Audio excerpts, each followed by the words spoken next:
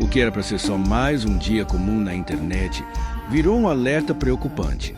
Felca, um criador de conteúdo conhecido pelo humor e pela opinião direta, agora está sendo alvo de algo que ninguém esperava: ameaças vindas de crianças.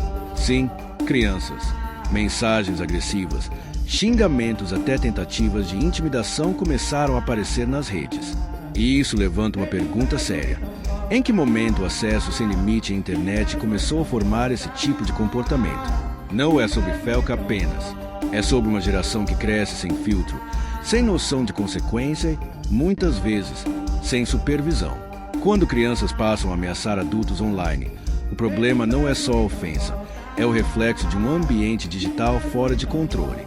Felca virou o alvo, mas amanhã pode ser qualquer um. A internet diverte, informa, mas também educa, e talvez esteja ensinando tudo errado.